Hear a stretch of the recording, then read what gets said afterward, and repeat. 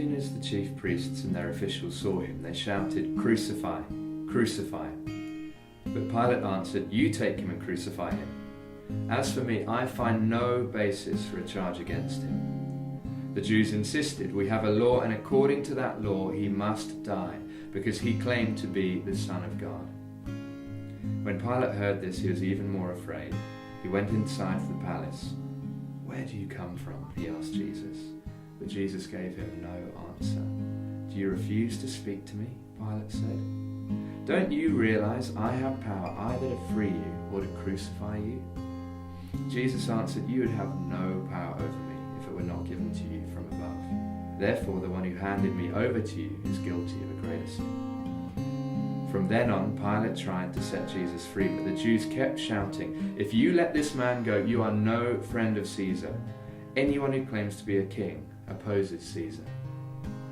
When Pilate heard this, he brought Jesus out and sat down on the judge's seat at a place known as the Stone Pavement, which in Aramaic is Gabbatha. It was the day of preparation of Passover week, about the 6th hour. "Here is your king," Pilate said to the Jews, but they shouted, take him away, crucify him." "Shall I crucify your king?" Pilate asked.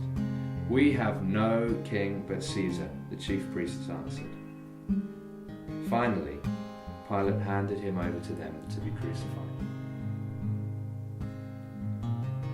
So it's Good Friday, and we read that there are two gospels at war with one another. The gospel of the Roman Empire against the gospel of Jesus Christ. The Roman Empire saying, "Bow down to us or we'll kill you." The gospel of Jesus saying, "Greater love hath no man than this, that he lays down his life for his friends." The truth of God doesn't receive a warm welcome from the powers that claim to prevail. And the thing is, in this passage, whilst Christ was on trial in the court of Pilate, actually, the world was on trial in the court of Christ. The court of Pilate, where truth is power expressed through violence, versus the court of Jesus, where love is expressed through forgiveness. You've got the Prince of Peace up against the governor of the bloody Roman Empire. So in this story, religion and politics are on the same trajectory, on the same axis of violence to kill Jesus. And in that comment, "We have no king but Caesar," the chief priests betray the entire Hebrew tradition in one sentence. The power to kill is the ultimate truth that they're expressing here. The only thing more relentless than the political cowardice or the religious manipulation was the relentless love of Jesus on his way to the cross. The intensity of this love meant that the cross, which was used to kill so many, became the very means by which Jesus brought life to so many more. His humility invaded a rotten system built on power. His forgiveness dismantled it piece by piece. And his love used all the broken pieces together to construct a whole new reality. A new reality where a notorious criminal hanging on a cross next to him earns eternal salvation from one desperate cry for help. And there's an almost amusing irony in all of this, that those who are so blinded by the prevailing powers and principalities of darkness and violence and death and murder don't even get it.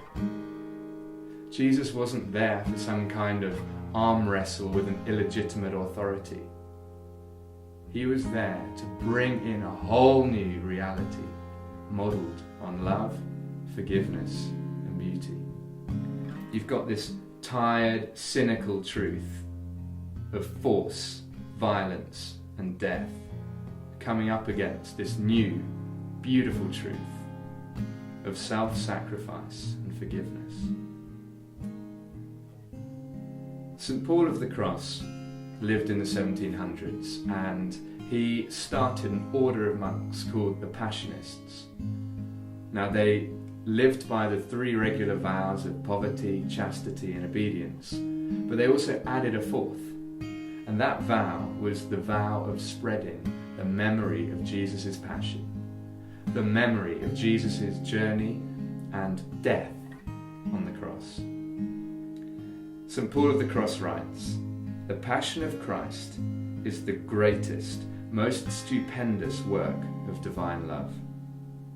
The holy suffering of Jesus is a sea of sorrows, but also a sea of love." And he invites his followers, immerse yourselves in it, and no matter how deeply you go, you will never reach the bottom. So the cross of Jesus is both a warning and an invitation. It's a warning to a tired, cynical system of violence and death. It's an invitation to all who have been duped by such a system.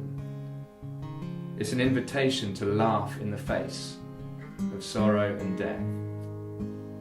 It's an invitation to say yes to the forgiveness he's offering. Because ultimately the cross is the supreme testimony to how much God values each human being. The events of Good Friday should make us all passionists, spreading the memory of Jesus' cross. And this could be your first or your 50th Good Friday following Jesus. But either way, let's ask Holy Spirit to reveal new truths to us about the cross of Jesus, to get fully immersed in the sea of his love.